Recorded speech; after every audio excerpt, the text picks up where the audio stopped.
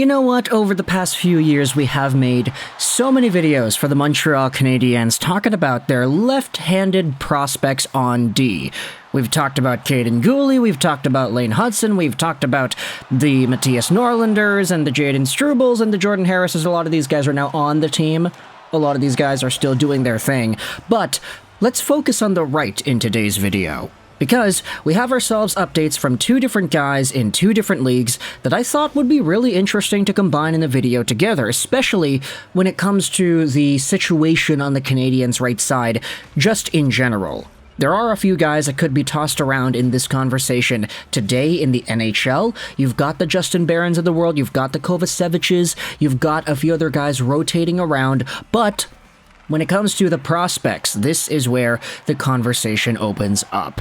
So, without further ado, let's talk about two of the most recent Montreal Canadiens first-round picks for right-handed defensemen. Let's start out by talking about David Reinbacher and the EHC Kloten, as well as talk about a guy whom we really haven't talked about much, and that honestly has been, by design, Logan Mailloux of the Laval Rocket.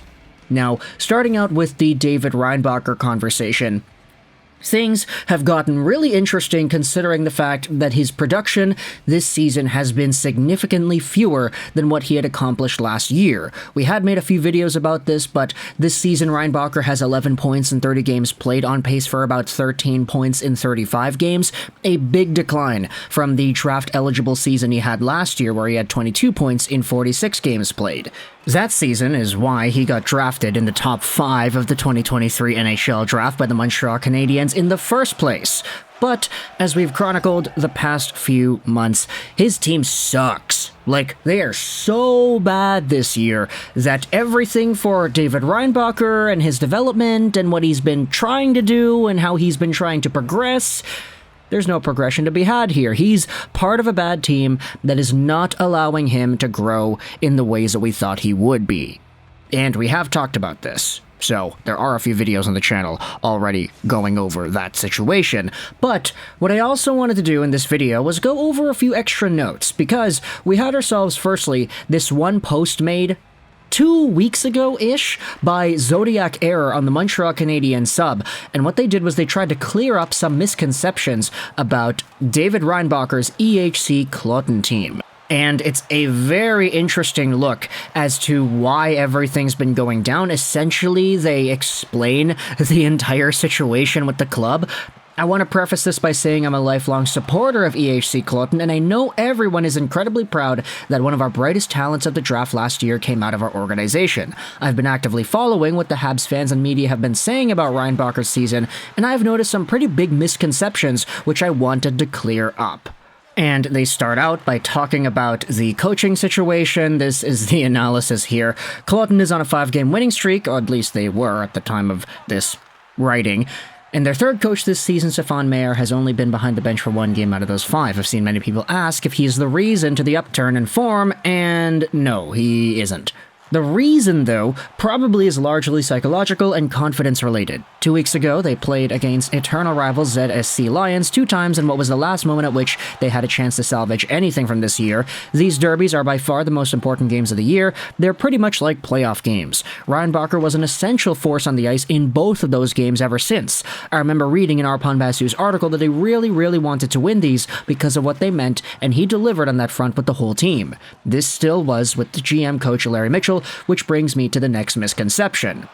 The GM coach was not fired, quote-unquote. They relieved Mitchell from his coaching duties so he could finally focus back on being a GM. After they fired the original coach, the plan which they communicated was that Mitchell would be a double GM coach until they found a fitting replacement until the end of the year. Finally, they signed the aforementioned Stéphane Mayer, but his impact in the team remains to be seen so far after 1 game. Now, there are a few extra things more so about the Reinbacher conversation, narrowing his season down to progress, and this is an interesting point that I think needs to be talked about. The former coach of EHC Kloten, Jeff Tomlinson, sadly has health problems, and he retreated into an advisory role. This is important to the second question. I will say, this coach is the reason the Habs sent Reinbacher to us for another year. He has an incredible gift to coach the players in a way which makes them bring the best version of themselves themselves every game, which is how Kloten managed that incredible season last year. The new coaches didn't manage to do that, which explains the bad and streaky performances of the team, but he's still around to mentor Reinbacher. Now, interesting things to note about Reinbacher from earlier today. Mark Dumont published a piece on Montreal Hockey Now talking about how the Canadiens prospect Reinbacher's expected North American arrival is now kind of coming. Like, we know roughly when exactly it is he'll be able to come over, and it all depends on what happens with the Kloten in their next 5 games.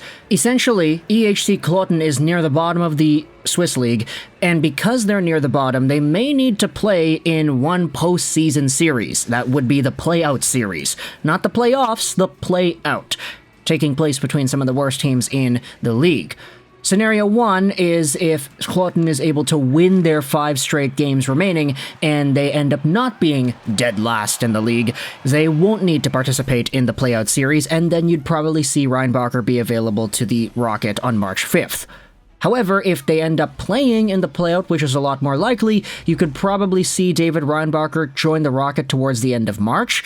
And then if they lose in their playout series and they play yet another playout series, that is another hurdle that the Canadiens will have to think about.